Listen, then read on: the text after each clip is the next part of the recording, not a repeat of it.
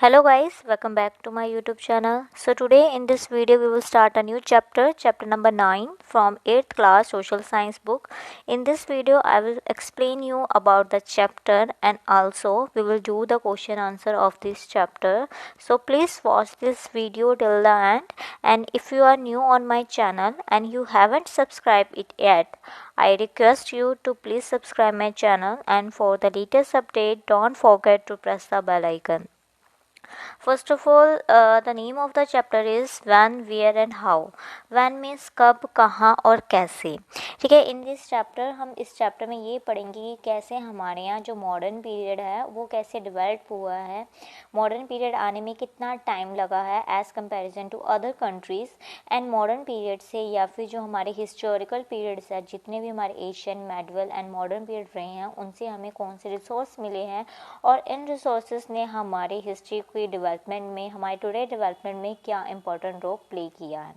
First is an overview of the modern period. अब हम पहले मॉडर्न पीरियड के बारे में कुछ पढ़ते हैं, उसका ओवरव्यू पढ़ते हैं, उसकी छोटी सी समरी पढ़ते हैं. इसमें the history is the history, आपको पता है एज अ नाम इतिहास, it means it is a study of past. Historicals ने जो हिस्ट्री को all around of the world है उन्होंने 3 कैटेगरीज में या 3 पीरियड्स में डिवाइड किया. First is Asian, second is medieval and third is modern.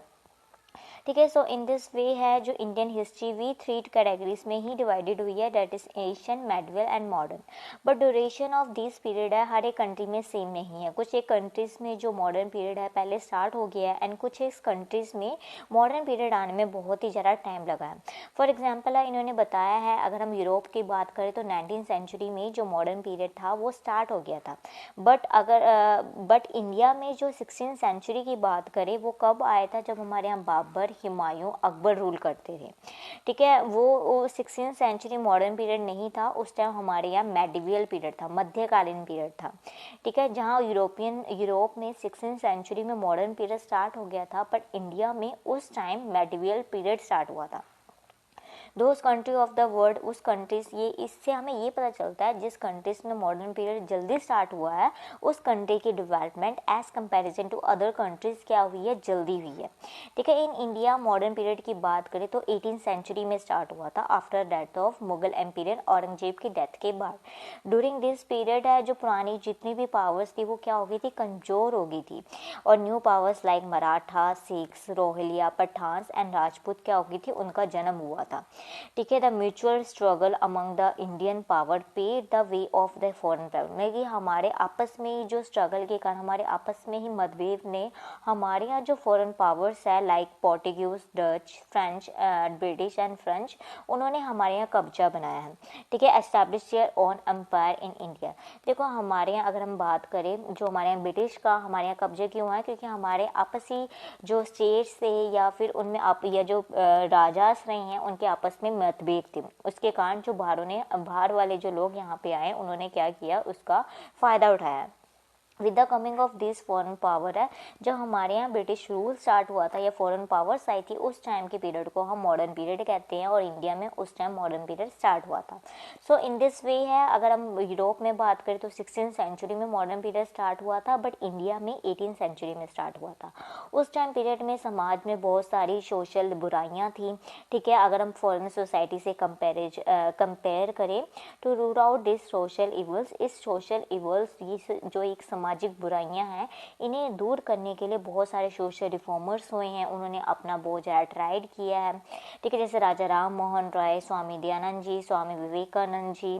ठीक है, ये इसके अलावा भी बहुत सारे सोशल रिफॉर्मर्स हैं जिन्होंने समाज में जो हमारी सामाजिक बुराइयां हैं like female foeticide, caste discrimination, untouchability, इन्हें रिमूव करने में बहुत ही इंपॉर्टेंट रोल प्ले किया है. इन द इकोनॉमिक फील्ड की बात करें, हमारा जो देश था वो बहुत ही पीछे था.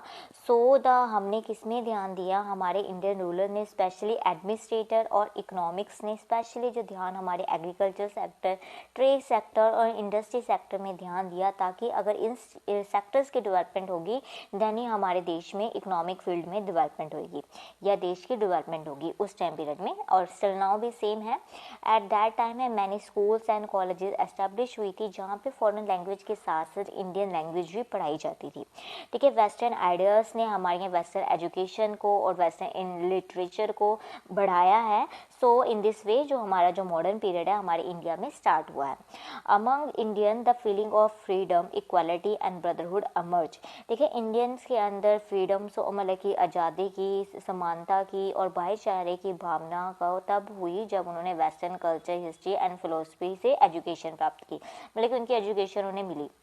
सो now could the so how could, तो ये देखिए तो इंडियंस है कैसे फॉरेन रूल को मतलब कि हमारे यहाँ बर्दाश्त कर सकते थे और उनके द्वारा जो एक्सप्लॉइटेशन हो रहा था वो कैसे हमारे मदरलैंड पे वो मतलब कि बर्दाश्त कर सकते थे। सो दे स्टार्टेड है, उन्होंने मूवमेंट, नेशनल मूवमेंट स्टार्ट किया अगेंस्ट द ब्रिटिश रूल के। और हमारी इंडिया को इंडिपेंडेंस कब मिली थी? 1947 को। आफ्टर सो मैनी सेक्रीफाइस, बहुत सारे हमने त्याग दिए थे और टॉलरेट किया था, एट्रोसिटी मीन्स अत्याचारों को हमने टॉलरेट किया था, उसके बाद हमें क्या मिली है? आज़ादी मिली है। ठीक है, after the independence of India, India के इंडिपेंडेंस होने के बाद हमने क्या किया? स्टेट को रीऑर्गेनाइजेशन करने, इंडिया को रीऑर्गेनाइजेशन का काम किया है और इस अपने इकोनॉमी को रीबिल्ड करने का काम किया है। ठीक है, India has received a respective place among the countries of the world, और इंडिया ने बहुत ही अच्छा प्लेस कर दिया है थ्रू द देयर एफर्ट्स और प्रोग्रेस की बात करें इन 70-72 सालों में। ठीक है, बुक ओल्ड है तो उसमें ईयर्स इन्होंने और लिखे हैं। सो इन दिस वे जो पीरियड्स है हमारा फुल टेंशन, प्रेशर और चैलेंज के साथ और अप डाउन के साथ हमारा यहाँ पे मॉडर्न पीरियड क्या हुआ है? स्टार्ट हुआ है। स्टिल ग्रेजुअली है हमारे जो इंडियन हैं वो फिर भी अपना ट्राई कर रहे हैं बेस्ट के लिए, इंडिया को प्रोग्रेस करने के लिए और यहाँ की तरक्की के लिए। नाउ मेजर डेवलपमेंट, अब हम मेजर डेवलपमेंट की बात करेंगे जो मॉडर्न पीरियड्स में हुई थी। देखो 18th सेंचुरी है, अगर हम बात करें इंडियन हिस्ट्री का डार्केस्ट पीरियड माना जाता है, क्योंकि इस पीरियड में जो मुगल थे, हमारे मुगल एम्पायर्स थे, ठीक है, उनका जो पीरियड क्या हो गया था? ख़त्म होना स्टार्ट हो गया था। और हमारे यहाँ स्ट्रगल किसकी हो गई थी? अपने आप को बड़े करने की स्ट्रगल हो गई थी, और उसके साथ साथ हमारे यहाँ किसकी स्ट्रगल हो गई थी? फॉरेन पावर्स हमारे यहाँ अपने जो रूट्स हैं उन्हें मतलब कि ज़माने में क्या हो गए थे? शामिल हो गए थे, मीन्स सफल हो गए थे बाय टेकिंग द एडवांटेज। ठीक है, उन्होंने एडवांटेज मतलब कि जो ब्रिटिशर्स है या फिर दूसरे भी जो भी हमारे यहाँ आए हैं, उन्होंने मुगल्स एम्पायर की वीकनेस का एडवांटेज देखते हुए अपने आप को इंडिपेंडेंट किया। देखो इन 1724 है तो निज़ाम उल मुल्क, उन्होंने अपना एक इंडिपेंडेंट स्टेट फाउंड आउट किया था हैदराबाद में।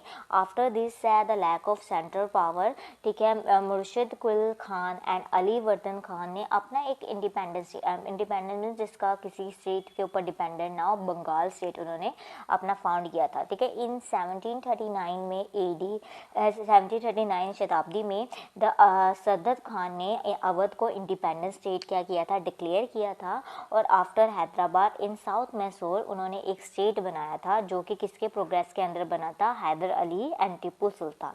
ठीक है, मराठा ने भी इस के कहते हैं सिचुएशन का एडवांटेज लेते हुए उन्होंने मुगल टेरिटरीज थी उन पे उन्होंने अटैक करना स्टार्ट कर दिया था। ठीक है, ये थी हमारे इंडियंस की। ठीक है, अब नेक्स्ट है इसमें है कि कैसे फॉरेन रूलर्स ने हमारे यहाँ कंट्रोल किया है। जो यूरोपियन पावर्स थी like Portuguese, Dutch, French and Britishers ने भी इस सिचुएशन का फ़ायदा उठाया। ठीक है, उन्होंने भी ये कोशिश की है कि इंडिया में अपना कब्जा कर सके।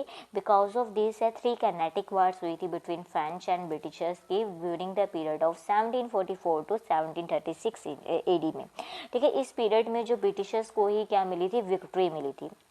ठीक है, आफ्टर द डाउनफॉल, मतलब कि जब हमारे यहाँ मुगल पीरियड की डाउनफॉल हो गया था, मुगल पीरियड ख़त्म हो गया था, उसके बाद जो हमारी इकोनॉमिक में बहुत ही ज़्यादा सफ़र हुई थी क्योंकि डिस्टर्बेंस के कारण, और लॉ एंड ऑर्डर उस टाइम नहीं था।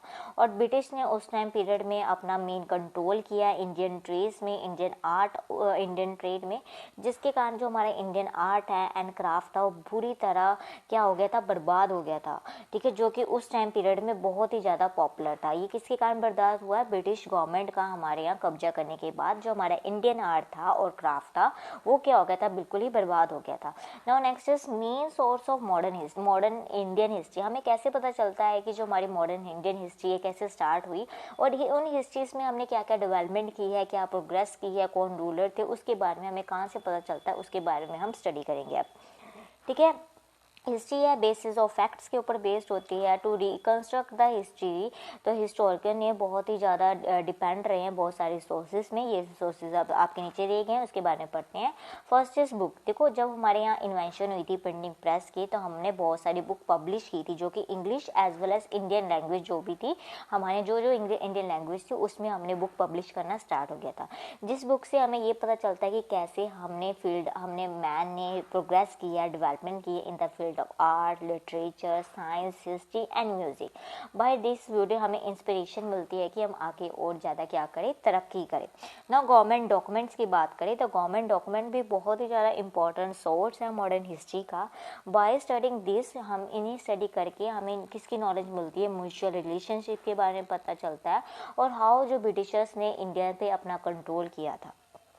ठीक है, फ्रॉम दिस पीरियड हमें ये भी नॉलेज पता चलती है कि कैसे जो ब्रिटिशर्स ने हमारे जो इंडियन इकोनॉमी को कैसे एक्सप्लॉइट किया है, कैसे बर्बाद किया है। ठीक है, now next is newspaper, magazine and pamphlets. ठीक है, हमें अपनी इंडियन हिस्ट्री के बारे में हमें न्यूज़पेपर से भी जानकारी मिली, मैगजीन से भी एंड पैम्पलेट से भी मिली है, जिसमें हमें मॉडर्न पीरियड ऑफ के बारे में पता चला है।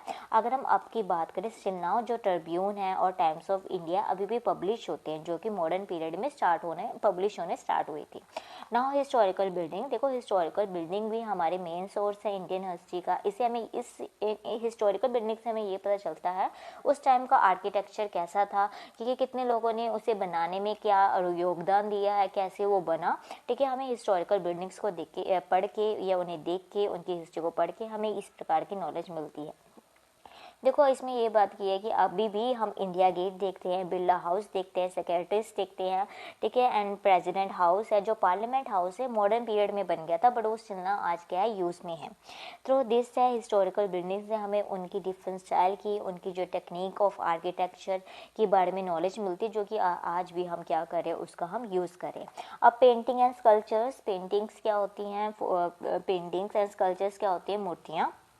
मैंने स्टैचू की बात करें एंड पेंटिंग्स है, वो भी हमारे इंडियन हिस्ट्री का बहुत ही इंपॉर्टेंट सोर्स है हिस्टोरिकल रिसोर्सेज का। ठीक है, ये रिसोर्सेज हमें ये इन्फॉर्मेशन देती है कि कैसे हमारे नेशनल लीडर्स ने अचीवमेंट की है। ठीक है, उन्होंने क्या योगदान दिया है, कौन कौन सी हमारे यहाँ पर्सनैलिटीज़ रही हैं, उसके बारे में हमें पेंटिंग एंड स्कल्पचर्स को देख के हमें नॉलेज मिलती है। ठीक है, विद दिस आपका चैप्टर कंप्लीट हो जाता है। अब हम इसके क्वेश्चन आंसर करते हैं। First is in which three period the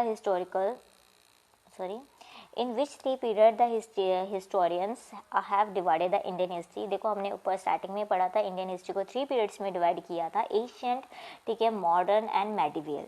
ठीक है, next is which period started and when modern period started in India. Modern period कब स्टार्ट हुआ था? देखो हमने बोला था यूरोप में 16th सेंचुरी में जो क्या हुआ था, मॉडर्न पीरियड स्टार्ट हो गया था, बट हमारे यहाँ जो मॉडर्न पीरियड था 18th सेंचुरी में स्टार्ट हुआ after the death of Aurangzeb. ठीक है, ये क्वेश्चन नेक्स्ट क्वेश्चन आपके सिलेबस से कटता है, फिर भी हम कर लेते हैं। When the independence state of Hyderabad was founded and who founded. कब independence state of Hyderabad found हुआ था और किसने फाउंडेड हुआ था? ये 1724 में निज़ाम उल मुल्क ने फाउंड किया था। ठीक है, write down the name of European power. वो यूरोपियन पावर्स के नेम बताओ जो इंडिया में आए थे ड्यूरिंग द मॉडर्न पीरियड। ये हमने पहले पढ़ा है कि Portuguese, Dutch, French and British आई थी। When and by whom the independence state of Awadh was found. किसके द्वारा और कब इंडिपेंडेंस ऑफ स्टेट अवध था वो बना गया था? तो सद्दत खान ने इन 1739 AD में फाउंड किया था। नेक्स्ट इज, ठीक है, book as a historical resource app. हमने ऊपर ही पढ़ा है, हमने अभी पढ़ के हटे हैं कि जो बुक्स है वो हमें ये बताती है कि कैसे हमारी हिस्ट्री में क्या क्या डेवलपमेंट हुई है। देखो उस टाइम पे प्रिंटिंग प्रेस के डेवलपमेंट होने के बाद हमारी जो बुक्स थी इंग्लिश एंड इंडियन लैंग्वेज में प्रिंटेड होना स्टार्ट हो गई थी। इससे हमें उस टाइम की ह्यूमन डेवलपमेंट के बारे में पता चलता है कि जो कि उन्होंने literature, art, history, science and music में की है। ये बुक ने हमारी नॉलेज को इंक्रीज करने में अबाउट हिस्ट्री एंड साइंस में हेल्प की है, और इनसे हमें इंस्पिरेशन ये भी मिलती है कि कैसे हम अपनी लाइफ में प्रोग्रेस करें। Now next is write down in the brief about the historical building. Historical building क्या होती है? हिस्टोरिकल मॉन्यूमेंट है जो कि मॉडर्न पीरियड में बने थे, वो हमारी लिविंग एग्जाम्पल है हिस्ट्री का। देखो ये अभी भी कंट्री में प्रेजेंट है और अभी भी गुड कंडीशन में। For example India Gate, Parliament House, President House, Birla House and other buildings जो भी अभी इंक्लूडेड है। इसके अलावा भी बहुत सारी बिल्डिंग्स हैं। ये मॉन्यूमेंट हमें उस टाइप के डिफरेंट एक्सेप्ट ऑफ आर्ट के बारे में और लिटरेचर के बारे में बताते हैं। नेक्स्ट क्वेश्चन आपके सिलेबस से कट है। How newspaper, magazine and pamphlets are helpful in writing the history. ठीक है, ये आपके सिलेबस से कट है। Next is write a government document. देखो गवर्नमेंट डॉक्यूमेंट के बारे में बताओ। जो गवर्नमेंट डॉक्यूमेंट था वो बहुत ही इंपॉर्टेंट सोच रहा है हमारी हिस्ट्री ऑफ मॉडर्न इंडिया का। इससे हमें ये इन्फॉर्मेशन पता कैसे फॉरेन पावर्स ने हमारे यहाँ कब्जा करवाया, उन्होंने क्या एक्टिविटीज़ की है। ठीक है, कैसे ब्रिटिश ने पंजाब पे अपना कॉन्केस्ट मीन्स कब्जा किया था और ब्रिटिश ने एडमिनिस्ट्रेशन कैसे किया है। ठीक है, ये गवर्नमेंट हमें ये भी बताता है कि ब्रिटिश ने पंजाब पे इंडिया की इकोनॉमी पे कितना ज़्यादा एक्सप्लॉइट किया, कितना उन्होंने बर्बाद किया है, और ये हमारी रिटर्न हिस्ट्री को बताता है government document. Now next is filling the blanks. European period begin in 16th century. हमने पढ़ा है 16th century. There was dash period in India in 16th century. कौन सा पीरियड था? Medieval. Dash dash and dash Pathan Rajput new power emerge. ठीक है, Maratha, Sikhs and Rohilla था, वो न्यू पावर्स अमर्ज हुए थे। ठीक है, इन 1729 AD Nawazuddin founded an independent state of Hyderabad. ठीक है, इन 1739 सदन खान ने अवध को इंडिपेंडेंट स्टेट डिक्लेयर कर दिया था। 3 कनेक्टिक वार हुई थी बिटवीन फ्रेंच एंड ब्रिटिश की।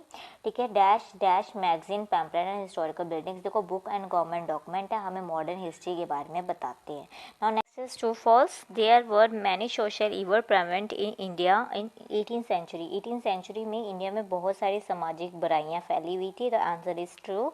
The western India एनलाइटेड the India along with the western education and history. Western idea ने हमारे इंडिया को बढ़ाया है। ठीक है, उन्हें कॉन्शियस किया है कब? विद वेस्टर्न एजुकेशन के साथ एंड लिटरेचर के साथ। So answer is true. In India Mughal empire was more powerful in 18th century. जो इन इंडिया में मुगल एम्पायर थे बहुत ज़्यादा पावरफुल हो गए थे 18th सेंचुरी में, बट हमने पढ़ा है कि 18th सेंचुरी में उनका डाउनफॉल होना स्टार्ट हो गया था। ठीक है, तो इसका आंसर आएगा फॉल्स। विद दिस आपका चैप्टर कंप्लीट हो जाता है। अगर आपको वीडियो पसंद आई है तो इसे लाइक कीजिए, शेयर कीजिए एंड चैनल को जरूर सब्सक्राइब कीजिए। Thank you for watching this video.